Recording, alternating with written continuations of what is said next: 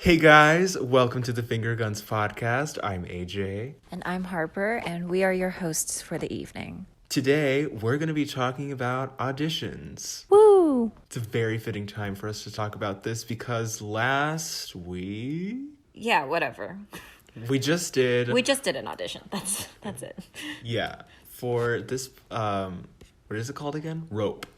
We did auditions for Rope. Oh yes.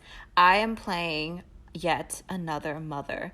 Like, I feel like there's some sort of universal irony that's going on here, because maybe the people who are casting me, they sense that I have this complicated relationship with motherhood and I never want to do it in my life. So they're like, we got to get this girl in. We got to make her fulfill her feminine role while she can. So there's that. But also you have a very maternal energy. I don't, though. Everyone do. keeps saying that. You do. They're like, you're so maternal. And I'm like, I literally overdose on Tylenol every time I have a headache. I cannot have a kid. Like a Tylenol and a glass of wine. I drink Xanax. Wait, that doesn't make sense. You just drink I've never had Xanax. I just Highly okay. Let's not. recommend. No. Sorry. Okay, this is why Sorry. I'm so maternal. Hey, because do you know it is an he's anxiety medication? okay, I do, but some people don't have anxiety, so they don't need to take it. Please don't take drugs. No drugs. No. But I do have anxiety, for the record. You do have anxiety, so it's okay. I do have it. It's not We all okay. know you have anxiety. I feel like everyone feels like they have anxiety sometimes. See, You know yes, what? everyone does have anxiety. I myself actually have an anxiety disorder. Mm-hmm. Even then, anxiety is not an excuse. You have to work through it. It's hard, but you can do it. You can. Yeah. You can persevere. You can push through, and you can be a stronger and better person. It was really. That's a good emotional. segue, actually. For when you're auditioning, don't try to find excuses for yourself. If you don't get the part you want, if you don't get a part at all, which does happen, just persevere, you know? Sometimes this isn't your show. The circumstances weren't right for you. But don't give up, you know? Don't let anything stop you. If this is something you love, you shouldn't give it up because you failed once. Yeah, but you whatever role you get, you got to work with what you've got. Even if Yeah. it's not what you're expecting, you can surprise yourself. I've definitely surprised myself. Yeah. Yeah. It's really, everyone makes up the play. Everyone is a part of the work. So no matter who you are, just take it this is part of my learning experience, and it'll help widen my portfolio of stuff I've done, you know? Mm-hmm. But we have more practical tips for when you're actually in the audition too. It's not just conceptual, you'll do great, and then we send you off. Yeah. Okay, so we have some tips for you. My number one tip is, well, first of all, know what you're getting into. Usually directors and casting people will send you this is what you need to prepare. Either they'll have you do a script read, or they'll have you perform a monologue. So when you're doing a script reading, if possible, it's good to just read over the parts, look at the context, and try to figure out, oh, I feel good in this character, I feel good in that character, and then try to get a different feel. If you're good and they have you do different characters, it's also good to show range. So I would practice for more than one character. And if it's a monologue, well, it really depends, I guess, on the genre. Mm-hmm. Do you have a type of monologue you like to do? I prefer doing dramatic monologues because I want people to take me seriously. And I think it's better for range, at least in my opinion. I feel for comedic, you do have to put yourself more out there. And it takes a different skill set to be able to have good timing and delivery. Yeah. You know?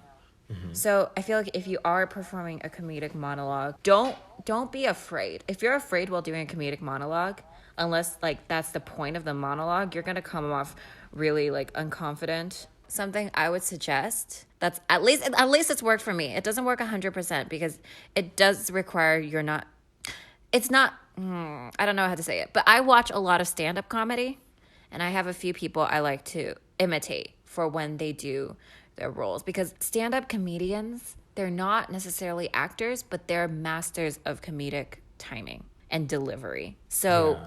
don't necessarily like base your entire act around them, because that's not acting. But do take hints from them and like tips, and watch like how they deliver things, how they're timing things, the way their tone changes. Tone is super important for comedy. And like, just be funny with Easier practice. said than done. Yes, with practice, it does get easier.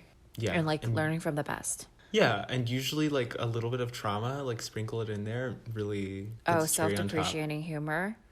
I love it. I love doing that. You talk about dramatic monologues. Oh, is it I'm gonna go? Yes. Okay. I really don't know anything about dramatic monologues, so I'm gonna talk about my audition tips. We're just gonna cut that out. So I want to leave it in. Okay, fine. I'll do a few tips for dramatic monologues. I just asked you, what's your favorite type of monologue? You said dramatic, so then I thought you could give me some tips. That happened several minutes ago, Harper. I know, but that was the transition. Okay, fine. I guess I'm doing all the tips for monologues. AJ has great tips, but they just don't apply, I guess. We'll get to that later. Dramatic. Think about your character. If you're not required to do Shakespeare and you aren't familiar with Shakespeare, don't do it. No one's that smart, okay? Unless you have a degree in English literature, you're not going to be able to just get Shakespeare on the first go. You're not going to know what you're saying. The people aren't going to really know what you're saying. And like your context, I can bet you that you're not going to get the context right. So unless you're like a scholar or you love Shakespeare, if you have another option and if it's easier for you, just don't do Shakespeare. Let's move on to AJ's audition tips. Okay, so obviously you want to be well versed in the material that you're presenting if they give you material to present. For example, for our most recent audition for Rope, they sent us the script. You have to read the script. Also, Corona has made things very weird. And, yes. Auditions are one of these things now where you have to do auditions over Zoom. Now, for one particular scene that I had to do with a partner, this character had to give me a glass of alcohol. And we had to do that over Zoom. So I was like, how am I gonna... This feels awkward to just, like, pretend to drink a glass of alcohol and, like, pretend to get drunk. Maybe it will help me if I, like, have a glass of water. No alcohol. Sorry, I'm just, like, really doing my PSAs over here. Water. And I had it ready and whatever, and then I got on the Zoom call, and then our friend Ryan, who we had last week... Ryan. Thank you, Ryan. He was like, oh, AJ, like, are you going to use that as a prop? And I was like, yeah. And he said, don't use it. And I was like, oh, okay. But yeah, apparently props are just, like, not a thing in auditions. So I will relay this information to those of you who don't know. Do not use props in your auditions. You just gotta... Is it ad-lib or like just pretend that things are there? It's like a charades thing. Yeah, I was going to use a knife from my monologue, and then I decided against it just because it was you were going to use a knife? Well, it was part of my monologue.